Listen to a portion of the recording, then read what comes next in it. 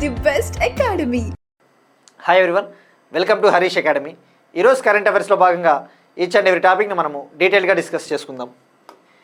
ఇవాళ మన first topic భారతదేశపు మొట్టమొదటి డిజిటల్ నోమాడ్ గ్రామం, India's first digital nomad village. ఇది సిక్కింలోని యకటిన్ విలేజ్. సిక్కింలోని యకటిన్ విలేజ్ని భారతదేశపు మొట్టమొదటి డిజిటల్ నోమాడ్ గ్రామంగా ప్రారంభించారు. ఇక్కడ ఫస్ట్ మనము డిజిటల్ నోమాడ్ విలేజ్ అంటే ఏంటో తెలుసుకోవాలి. ఇక్కడ ఇమేజ్ అబ్జర్వ్ చేస్తే మీరు ఇక్కడ ఒక ఐటీ ఎంప్లాయీ హిమాలయ ప్రాంతానికి వెళ్ళి అక్కడ వర్క్ చేసుకుంటా ఉంది. అక్కడ ఉన్న ఇంటర్నెట్ను ఉపయోగించి వర్క్ చేసుకుంటా ఉంది. అలానే ఆమె అక్కడ ఉన్న అద్భుతమైన ఆహ్లాదకరమైన వాతావరణాన్ని ఆస్వాదిస్తూ ఉంది. మనం ఇవాళ రోజున చూస్తూ ఉన్నాము, ఆల్రెడీ ఐటీ ఎంప్లాయీస్ కావచ్చు, డిఫరెంట్ ఎంప్లాయీస్ వర్క్ చేయాలి అంటే చాలా ప్రెజర్ని ఫేస్ చేస్తూ ఉన్నారు. సో ఆ వర్క్ ప్రెజర్ని తట్టుకోవడానికి ఇటువంటి ఆహ్లాదకరమైన వాతావరణాన్ని మేము ప్రొవైడ్ చేస్తాము అని చెప్పేసి, మేము అందిస్తామని చెప్పేసి సిక్కింలోని యకటిన్ విలేజ్లో హోమ్ స్టేస్ అంటే అక్కడ ఉన్న ఇండ్లల్లో బ్రాడ్బ్యాండ్ కనెక్టివిటీని ఏర్పాటు చేశారు. మనం ఎవరైనా కూడా వర్క్ చేసుకోవాలి అంటే అక్కడికి వెళ్ళేసి అక్కడ హిమాలయన్ స్టేట్లో ఉన్న ఫీలింగ్ని మనం పొందవచ్చు, ఆ వాతావరణాన్ని ఆస్వాదించవచ్చు, తద్వారా మనం వర్క్ కూడా చేసుకోవచ్చు. అయితే ఈ వర్క్ చేసినందుకు గాను అక్కడ సిక్కింలోని ఆ యకటిన్ విలేజ్ గ్రామ ప్రజలకు మనం డబ్బులు చెల్లించాల్సి ఉంటుంది. తద్వారా వాళ్ళకి లోకల్ పీపుల్కి ఎకానమీ కూడా ఇంప్రూవ్ అవుతుంది, అభివృద్ధి అవుతుందని చెప్పవచ్చు. సో ఇది యకటిన్ విలేజ్, భారతదేశపు మొట్టమొదటి డిజిటల్ నోమాడ్ గ్రామం. దీన్ని ప్రారంభించినది నోమాడ్ సిక్కిం ప్రాజెక్ట్ కింద. నోమాడ్ సిక్కిం అనే ప్రాజెక్ట్ కింద పక్యాంగ్ డిస్టిక్ అడ్మినిస్ట్రేషన్, సిక్కింలోని పక్యాంగ్ జిల్లా అడ్మినిస్ట్రేషన్ మరియు సర్వాహితే అనే ఒక ఎన్జిఓ కలిసి స్థాపించాయి. ఇక్కడ నొమాడ్ అంటేనే మనకి జాగ్రఫీలో చదువుతాం నొమాడిక్ ట్రైబ్స్ అని చెప్పేసి. ఇది అక్కడ ఉన్న ట్రైబ్స్ని ఇంప్రూవ్ చేయడానికి ఒక ప్రాజెక్ట్, నొమాడ్ సిక్కిం ప్రాజెక్ట్.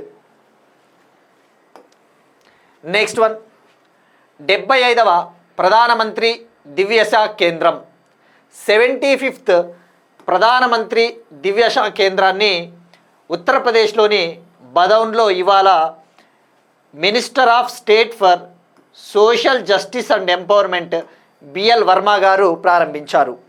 75వ ప్రధానమంత్రి దివ్యశ కేంద్రం, దీన్ని ప్రారంభించిన వాళ్ళు సామాజిక న్యాయము మరియు సాధికారిత శాఖ సహాయ మంత్రి బిఎల్ వర్మ గారు ప్రారంభించారు. ఇక్కడ దీని స్కీమ్ ముఖ్య ఉద్దేశం తెలుసుకోవాలి. మనకు ప్రధానమంత్రి దివ్యశ కేంద్రము మనం చూస్తూ ఉన్నాము, ఇండియాలో సీనియర్ సిటిజన్స్, వయోవృద్ధులు కావచ్చు, దివ్యాంగ్స్, పర్సన్స్ విత్ డిజేబిలిటీ, దివ్యాంగులు ఎక్కువగా ఉన్నారు. సో వాళ్ళకి మనము సహాయం అందించాలి అని చెప్పేసి కేంద్ర ప్రభుత్వం గతంలో 2 స్కీములు తీసుకొని వచ్చింది. ముఖ్యంగా దివ్యాంగుల కోసం పర్సన్స్ విత్ డిజేబిలిటీస్ కోసము ministry of social justice and empowerment, సామాజిక న్యాయము మరియు సాధికారిత మంత్రిత్వ శాఖ 1981 నుంచి కూడా ఒక స్కీమ్ని అమలు పరుస్తూ ఉంది. ఆ స్కీమ్ పేరే ఏడిఐపి స్కీమ్.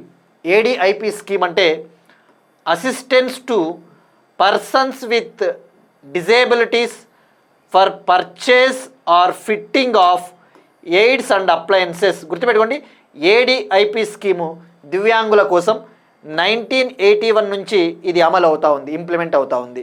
ఇక్కడ అబ్జర్వ్ చేస్తే మీరు ఇమేజ్లో వీళ్ళకి ట్రైవీలర్స్, ముఖ్యంగా దివ్యాంగులకి అవసరమైన ఎక్విప్మెంట్, పరికరాలు, ఇలాంటి ట్రై సైకిల్స్ కావచ్చు, లేదంటే వాళ్ళకి అవసరమైన ఎక్విప్మెంట్ అంతా కూడా అందిస్తారు ఇటువంటి స్కీముల కింద. అలానే సీనియర్ సిటిజన్స్, ఇండియాలో ఉన్న వృద్ధుల కోసం కూడా కేంద్ర ప్రభుత్వము ఒక స్కీమ్ని లాంచ్ చేసింది, రాష్ట్రీయ వయోశ్రీ యోజన. ఇది సెంట్రల్ సెక్టార్ స్కీమ్, అంటే కేంద్ర ప్రభుత్వ పథకము. దీని కింద ఫండ్స్ అన్నీ కూడా కేంద్ర ప్రభుత్వమే అందిస్తుంది.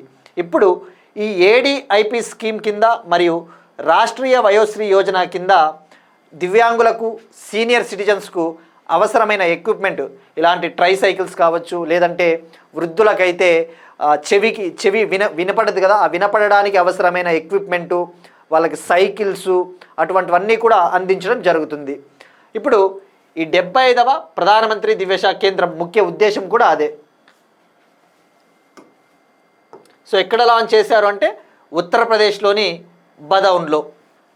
ఇక వీళ్ళకి దీని కింద tricycles, wheel chairs, hearing aids, వినికిడి యంత్రాలు ఇటువంటివన్నీ అందించడం జరుగుతుంది. నెక్స్ట్ వన్, పాలిటిక్స్ సంబంధించి కొత్త గవర్నర్ల నియామకం. గవర్నర్స్ని అపాయింట్ చేసింది ప్రెసిడెంట్ ద్రౌపది ముర్ము గారు. మనకి ఎగ్జామ్ పాయింట్ ఆఫ్ వ్యూలో ఈ గవర్నర్సు ఎలా అపాయింట్ చేస్తారు అనేసి మనం డీటెయిల్గా తెలుసుకోవాలి. ఫస్ట్ ఫ్యాక్ట్ ఓరియంటేషన్లో మనకి డైరెక్ట్గా ఏ రాష్ట్రానికి ఏ గవర్నర్ను నియమించారో తెలుసుకుందాం. తర్వాత గవర్నర్ సిస్టమ్ గురించి మనం డీటెయిల్గా తెలుసుకుందాం.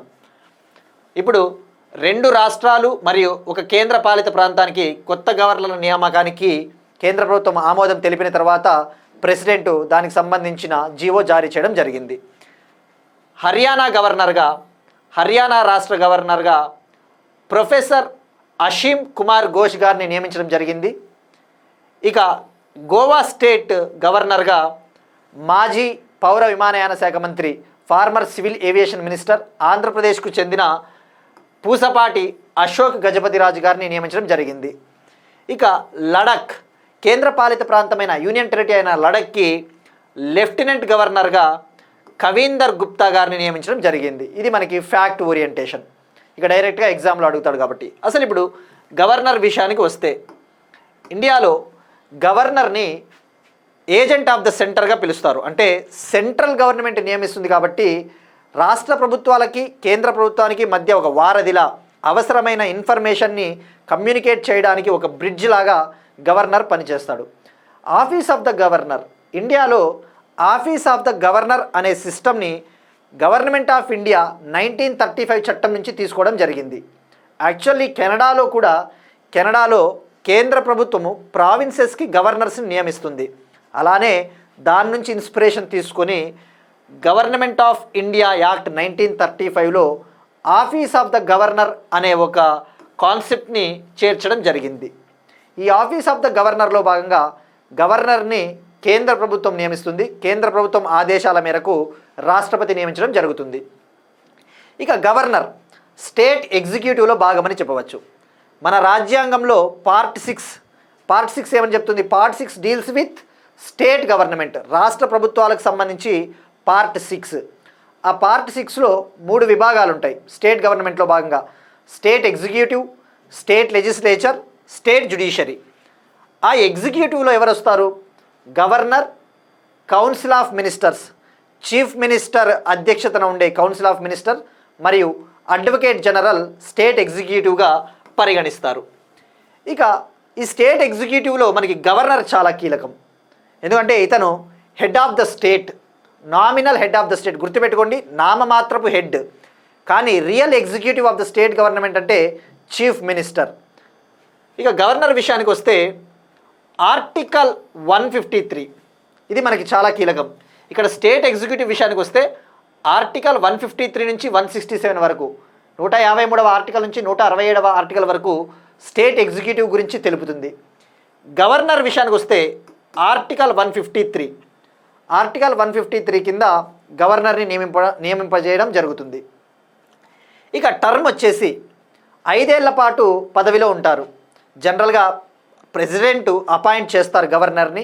ఇతన్ని రిమూవ్ చేయాలి అన్నా, డిస్మిస్ చేయాలి అన్నా కూడా గవర్నర్ని డిస్మిస్ చేసేది కూడా రాష్ట్రపతి అన్న విషయం గుర్తుపెట్టుకోండి. ఇక కండిషన్స్ తెలుసుకోవాలా, క్వాలిఫికేషన్స్ ఏమున్నాయి? భారతదేశంలో గవర్నర్ కావాలి అంటే 2 క్వాలిఫికేషన్స్ ఉండాలి తప్పకుండా. ఒకటి, అతను సిటిజన్ ఆఫ్ ఇండియా అయి ఉండాలి. అలానే 35 ఏళ్ళు తప్పకుండా కంప్లీట్ అయి ఉండాలి. అతని ఏజ్ డెఫినెట్లీ 35 ఏళ్ళు కంప్లీట్ అయి ఉంటేనే అతను గవర్నర్ పోస్ట్కి అర్హుడు. ఇక టర్మ్ విషయానికి వస్తే మనం ఇందాక చెప్పుకున్నట్టు 5 ఏళ్ళు, కానీ 5 ఏళ్ళు గ్యారంటీ అనేం లేదు. 5 ఏళ్లలోపే తీసేయాలి అనుకుంటే సెంట్రల్ గవర్నమెంట్ ఆదేశాల మేరకు రాష్ట్రపతి తొలగించవచ్చు. ఇక ఒకే గవర్నర్ని 2 లేదా అంతకంటే ఎక్కువ రాష్ట్రాలకు నియమించవచ్చా, అపాయింట్ చేయవచ్చా అంటే ఎస్. గుర్తుపెట్టుకోండి, ఒకే గవర్నర్ని 2 లేదా అంతకంటే ఎక్కువ రాష్ట్రాలకు కూడా అపాయింట్ చేయవచ్చు.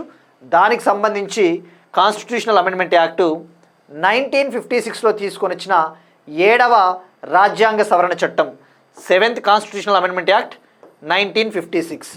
Same person can be appointed as a governor for 2 or more states.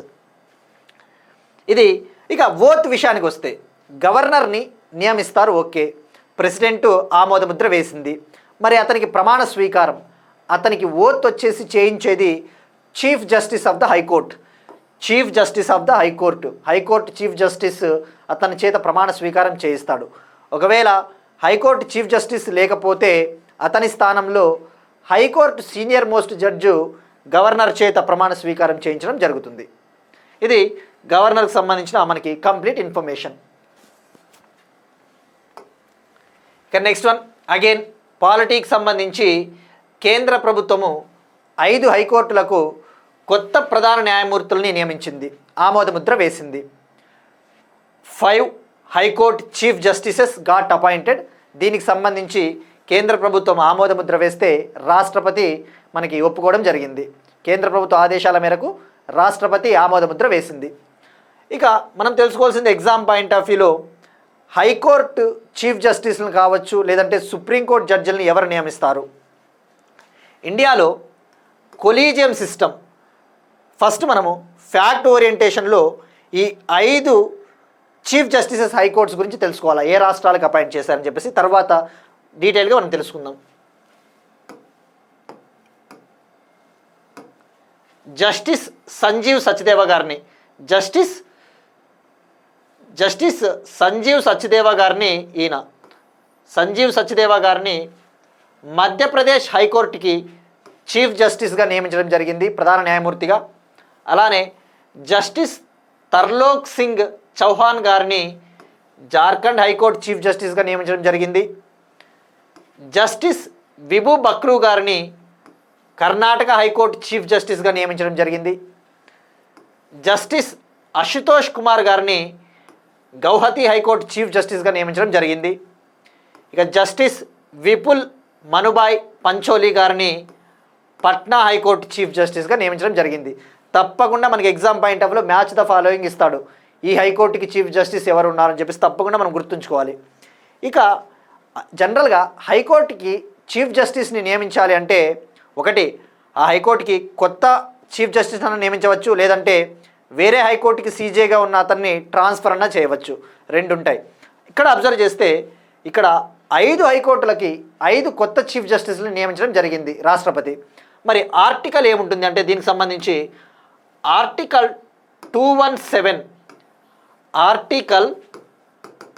217 sub class 1 కింద ప్రెసిడెంట్ రాష్ట్రపతి ఇన్ కన్సల్టేషన్ విత్ సిజేఐ అంటే చీఫ్ జస్టిస్ ఆఫ్ ఇండియా ఉన్నారు కదా, జస్టిస్ బిఆర్ గవాయ్ గారు ప్రస్తుతం, ఆయన్ని కన్సల్ట్ చేసిన తర్వాత, ఆయన అభిప్రాయాన్ని సేకరించిన తర్వాత రాష్ట్రపతి నియమించడం జరుగుతుంది.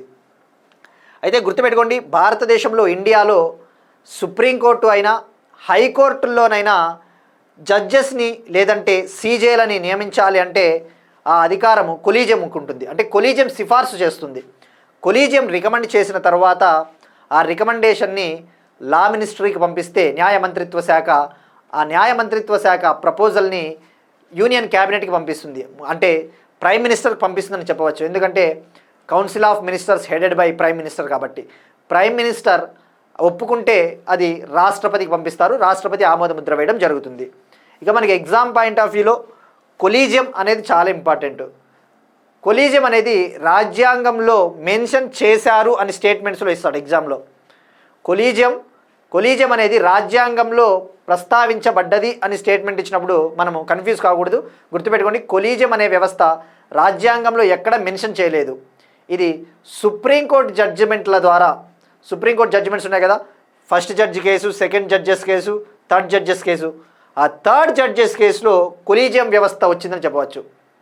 సెకండ్ జడ్జెస్ కేసులో కొలీజియం అంటే సిజేఐ మరియు 2 senior most judges of supreme కోర్టులు, వాళ్ళని కొలీజియంగా అభివర్ణించారు. ఇక థర్డ్ జడ్జెస్ కేసు జరిగిన తర్వాత సిజేఐ మరియు 4 senior most judges of supreme కోర్టుతో కూడిన 5 సభ్యుల బృందాన్ని కొలీజియంగా గుర్తించారు. ఇది మనకి ప్రధాన న్యాయమూర్తుల నియామకానికి సంబంధించిన ఇన్ఫర్మేషన్. ఇక నెక్స్ట్ వన్, ఇప్పుడు transfer of 4 high court chief justices.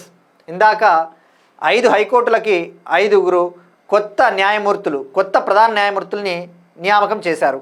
ఇప్పుడు transfer, central government clears transfer of 4 high court chief justices. నలుగురు హైకోర్టు జస్టిసెస్ని, ఆల్రెడీ ప్రస్తుతం హైకోర్టుల చీఫ్ జస్టిస్లుగా ఉన్న 4 వేరే హైకోర్టులకి చీఫ్ జస్టిస్లుగా ట్రాన్స్ఫర్ చేసింది. ఇక్కడ ట్రాన్స్ఫర్ చేసే అధికారము అగైన్ రాష్ట్రపతికి ఉంటుంది.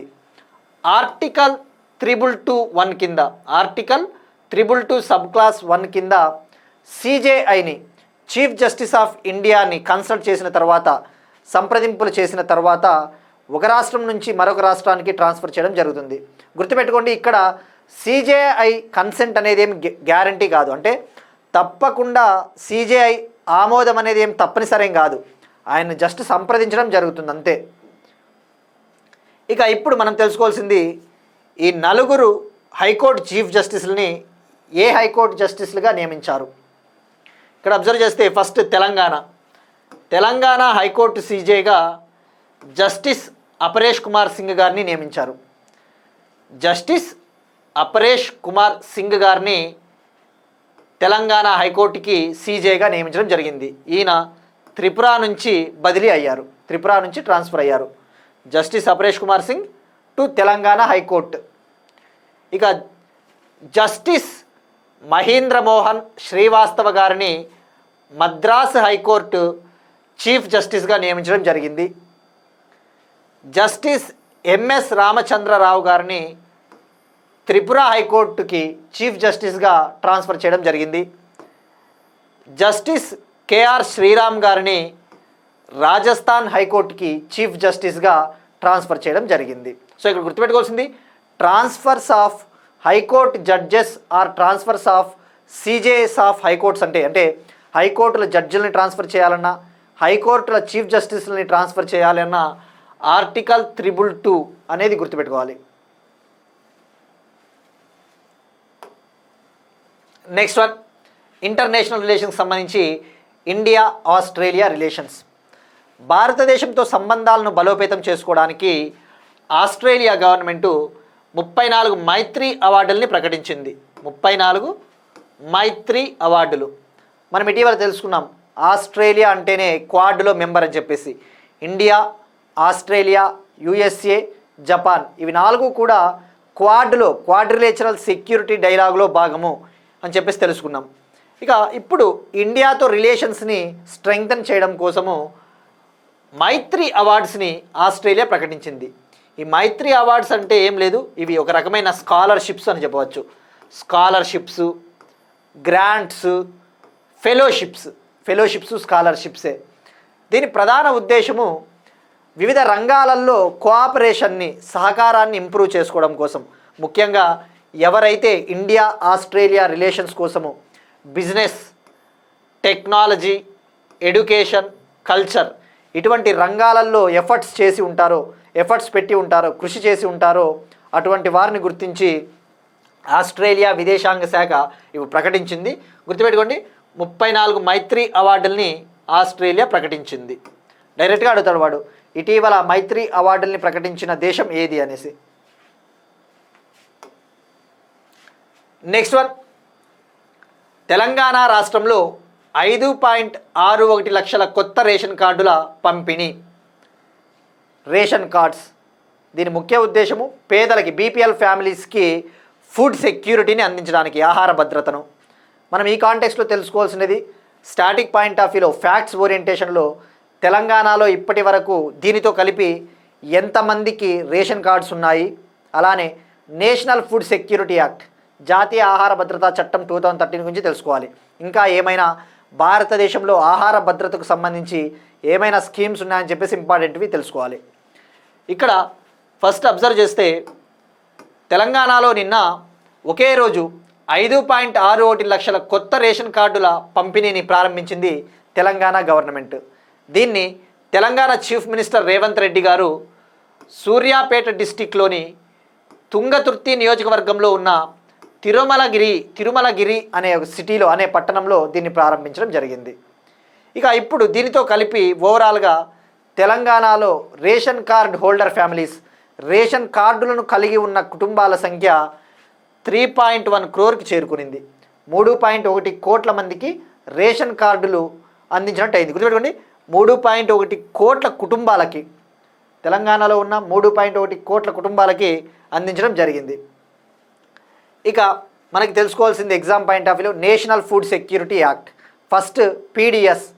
దీని ముఖ్య ఉద్దేశము ప్రజా పంపిణీ వ్యవస్థను బలోపేతం చేయడం, పబ్లిక్ డిస్ట్రిబ్యూషన్ సిస్టమ్ని ఎక్స్పాండ్ చేయడము. ఇండియాలో పబ్లిక్ డిస్ట్రిబ్యూషన్ సిస్టమ్ అనేది బ్రిటిష్ కాలం నుంచే ఉంది యాక్చువల్లీ, ప్రజలకి ఆహార ధాన్యాలు అందించడం.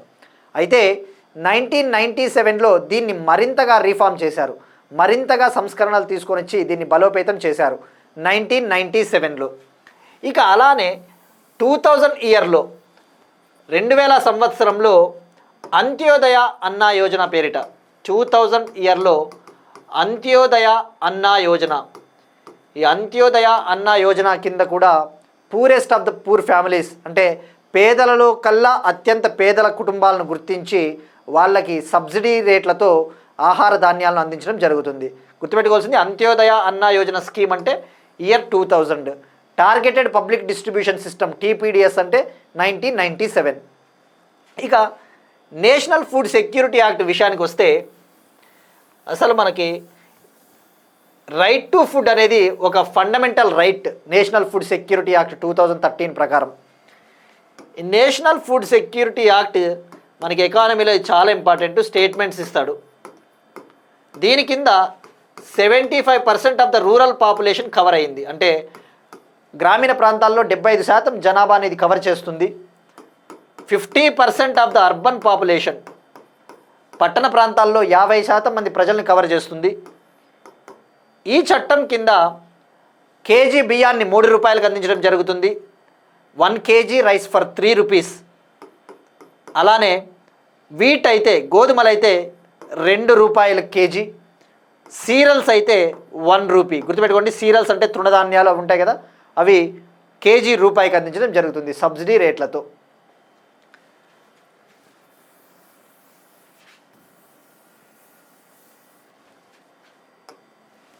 ఇప్పుడు ఒక క్వశ్చన్ చూద్దాం.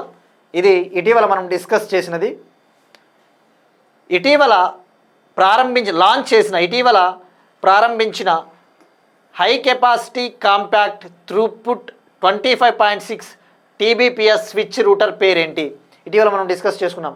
న్యూఢిల్లీలో ఒక హై కెపాసిటీ కాంపాక్ట్ త్రూపుట్ సెకనుకు 25.6 టెరాబిట్స్ పర్ సెకండ్ కెపాసిటీని అందించే ఒక స్విచ్ రూటర్ని న్యూఢిల్లీలో లాంచ్ చేశారు. ఆ రూటర్ పేరేంటి?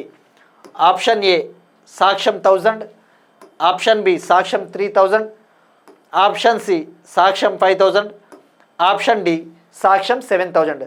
దీన్ని న్యూఢిల్లీలో రిలీజ్ చేశారు. ఈ స్విచ్ రౌటర్ పేరేంటి? సో అన్నిటికీ సాక్ష్యం అని ఉంది, ఇక్కడ నెంబర్ ఒక్కటే మీరు ఐడెంటిఫై చేయాలా. సో ఇది ట్రై చేయండి. ఇక నిన్న అడిగిన క్వశ్చన్ వచ్చేసి తెలంగాణలో జరిగిన ఇటీవల గ్రూప్ 2 ఎగ్జామ్లో అడిగిన క్వశ్చన్స్.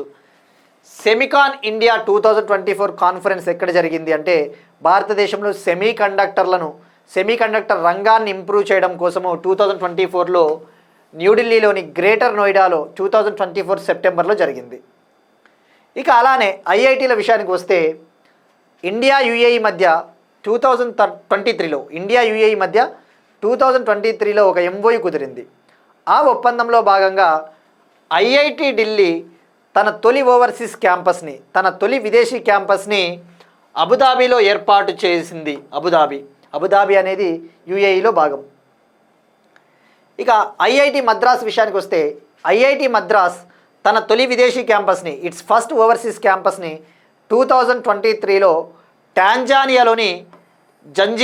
టాంజానియా దేశంలోని జంజీబార్లో ప్రారంభించింది. ఆ విషయం గుర్తుపెట్టుకోండి. Next one state specific. ఇప్పుడు ఆంధ్రప్రదేశ్కి సంబంధించి ఒక current affair. AP drone mart పోర్టల్ని AP chief minister Chandrababu Naidu గారు ప్రారంభించారు. ఏపీ డ్రోన్ మార్ట్ పోర్టల్ పేరులోనే ఇక్కడ ఉంది. మార్ట్ అంటే మనం ఇప్పుడు పేర్లు వింటూ ఉంటాం, రిలయన్స్ మార్ట్, జియో మార్ట్ అని. మార్ట్ అంటే ఒక కేంద్రము. ఇప్పుడు మనం ఏ విధంగా అయితే రిలయన్స్ మార్ట్ అక్కడికి వెళ్ళి మనకి అవసరమైన వస్తువులు సరుకుల్ని కొంటామో డబ్బులు ఇచ్చి, ఇది కూడా డ్రోన్ మార్ట్ పోర్టల్. ఏమంటే ఇది మనకు అవసరమైన డ్రోన్ల సర్వీసెస్ని మనం చూస్తూ ఉన్నాం. ఇప్పుడు డ్రోన్స్ని ఎక్కువగా డిఫెన్స్ రంగంలో ఎక్కువగా వినియోగిస్తూ ఉంటారు.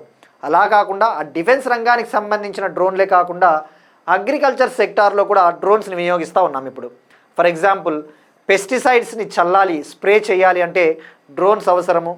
అలానే విపత్తులు వచ్చినప్పుడు, ఏవైనా డిజాస్టర్స్ వచ్చినప్పుడు అవసరమైన అత్యవసరమైన మెడికల్ ఎక్విప్మెంట్, ఏదైనా మందులు ఔషధాలు అందించాలి అంటే కూడా డ్రోన్లు అవసరం. సో అటువంటి వాటి కోసం ఎవరికైతే రైతులకి ఇటువంటి విపత్తులు వచ్చినప్పుడు డ్రోన్ల సర్వీసెస్ కావాలి అనుకుంటున్నారో ఎవరైతే, వాళ్ళ కోసం ఒక పోర్టల్ అనమాట, డ్రోన్ మార్ట్ పోర్టల్. ఈ పోర్టల్లో డ్రోన్ సర్వీస్ ప్రొవైడర్సు డ్రోన్లు అందిస్తారు. ఎవరికైతే డ్రోన్లు కావాలి అనుకుంటారో సివిలియన్ పర్పసెస్ కోసము వాళ్ళు అప్లై చేసుకుంటే అవసరమైనంత ఎంత డబ్బులో అంత డబ్బులు చెల్లిస్తే ఆ డ్రోన్ సర్వీస్ కంపెనీలు మనకు ఆ డ్రోన్లను అందిస్తారు. సో తద్వారా డ్రోన్ల రంగాన్ని అభివృద్ధి చేయవచ్చని చెప్పేసి.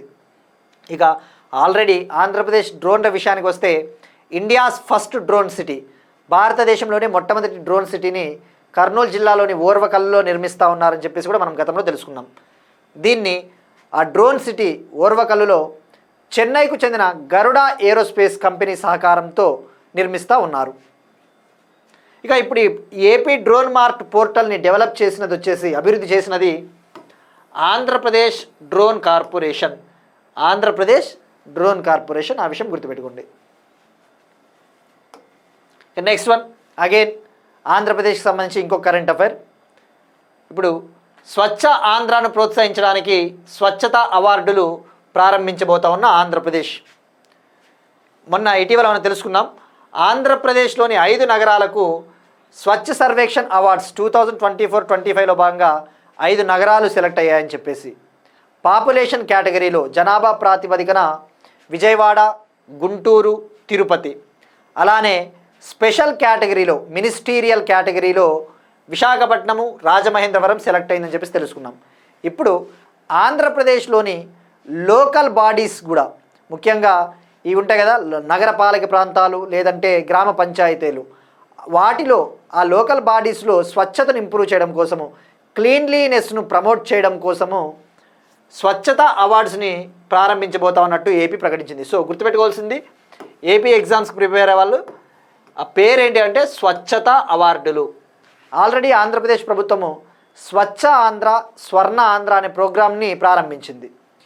ఈ స్వచ్ఛత అవార్డులు లోకల్ బాడీస్, ఏ లోకల్ బాడీస్ అయితే క్లీన్లీనెస్ని అద్భుతంగా అమలు చేస్తాయో వాటికి ఇవ్వడం జరుగుతుంది.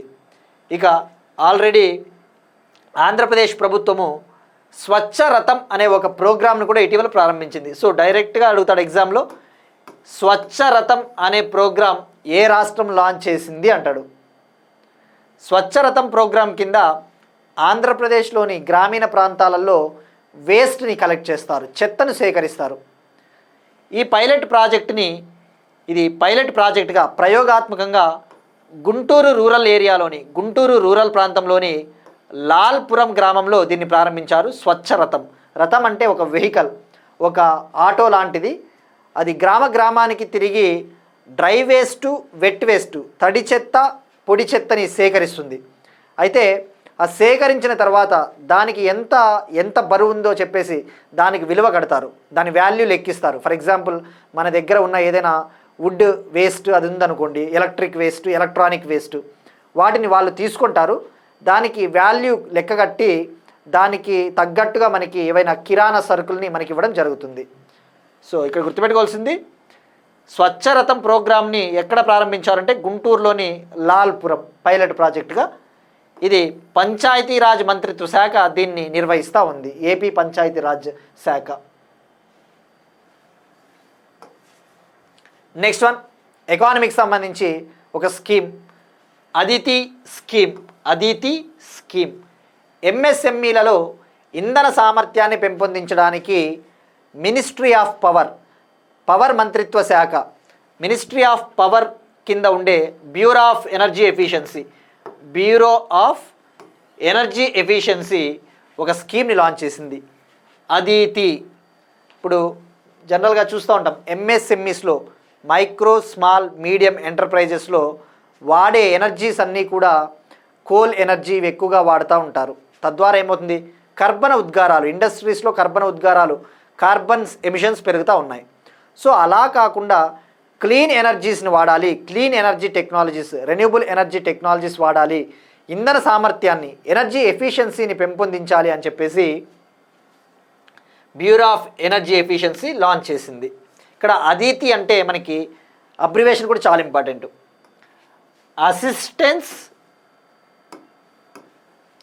Assistance in deploying energy efficient technologies in industries and establishments. ఇది తెలుగు మీడియం వాళ్ళైనా డైరెక్ట్గా గుర్తుపెట్టుకోవాలి, ఎందుకంటే అదితి అంటే అబ్రివేషన్ ఇంగ్లీష్లో ఉంది కాబట్టి. Assistance in deploying energy efficiency technologies in industries and establishment అంటే ఇండస్ట్రీలలో అవసరమైన ఎనర్జీ ఎఫిషియెంట్ టెక్నాలజీస్ని ఏర్పాటు చేసుకోవడం కోసం మేము ఆర్థిక సహకారాన్ని అందిస్తాము.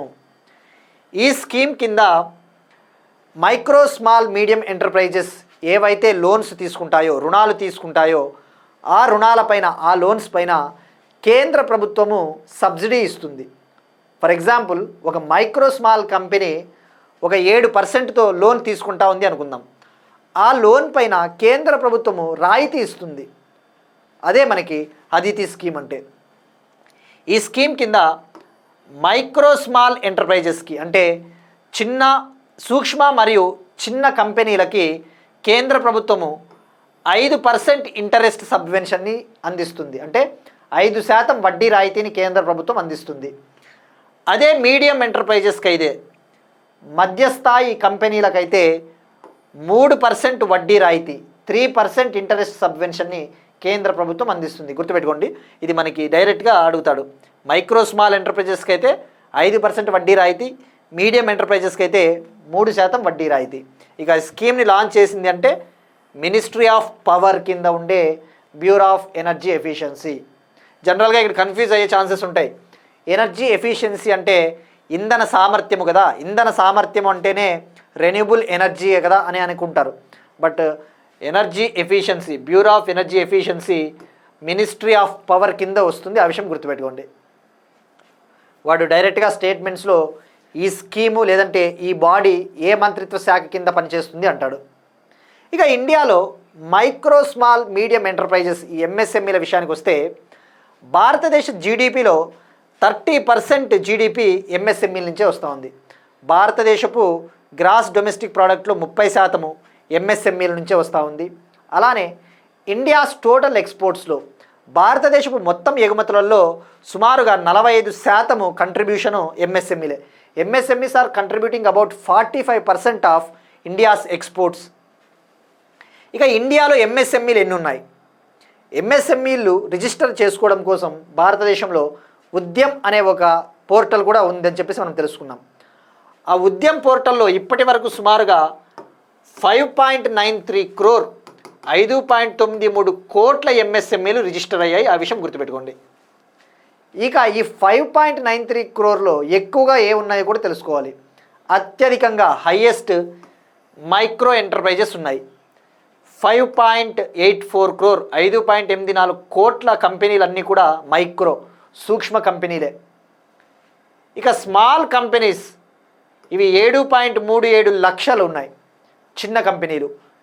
మీడియం లాస్ట్ ప్లేస్లో ఉంది, 69.3K అంటే 69,300 కంపెనీలు మధ్యస్థాయి కంపెనీలు. ఇది అదితి స్కీమ్ సంబంధించిన ఇన్ఫర్మేషన్.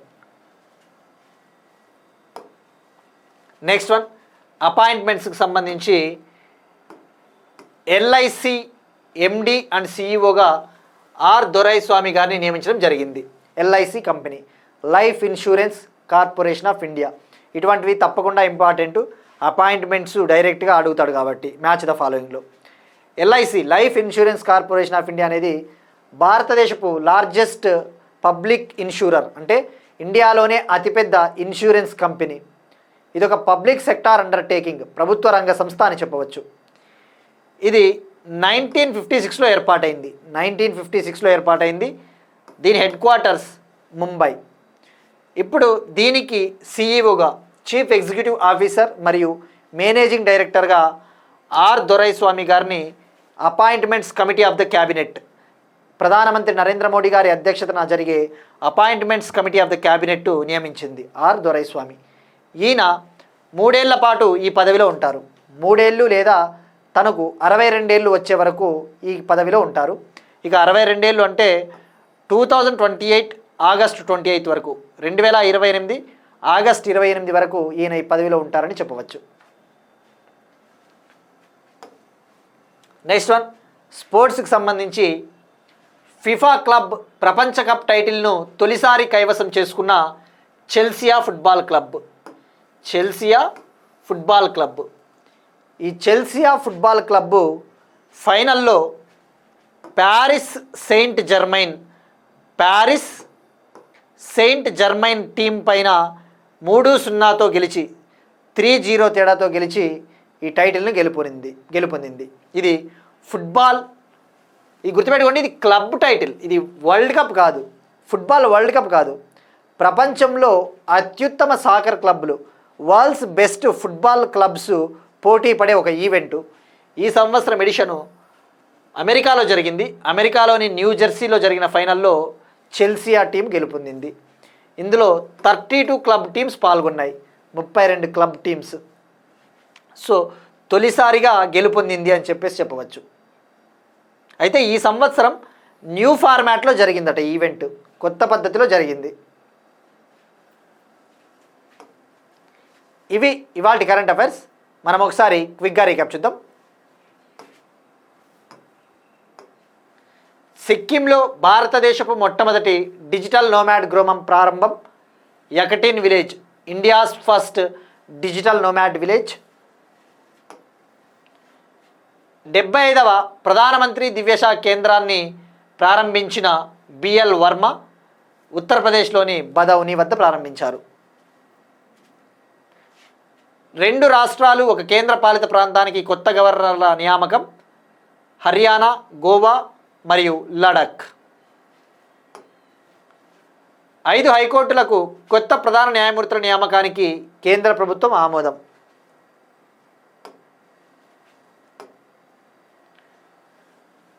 తెలంగాణ హైకోర్టు చీఫ్ జస్టిస్గా జస్టిస్ అపరేష్ కుమార్ సింగ్. ఓవరాల్గా 4 హైకోర్టు చీఫ్ జస్టిస్లు ట్రాన్స్ఫర్.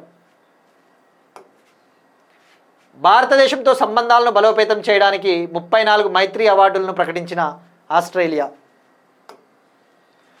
తెలంగాణ రాష్ట్రంలో 5.61 లక్షల కొత్త రేషన్ కార్డుల పంపిణీ.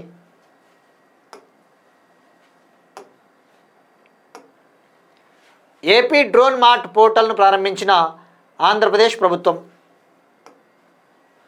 స్వచ్ఛ ఆంధ్రాను ప్రోత్సహించడానికి స్వచ్ఛతా అవార్డులు తీసుకురానున్న ఆంధ్రప్రదేశ్ ప్రభుత్వం. ఎంఎస్ఎంఈలలో ఇంధన సామర్థ్యాన్ని పెంపొందించడానికి అదితి స్కీమ్ని లాంచ్ చేసిన bureau of energy efficiency, ministry of power. Life insurance corporation MD మరియు చీఫ్ ఎగ్జిక్యూటివ్ ఆఫీసర్గా ఆర్ దొరైస్వామి.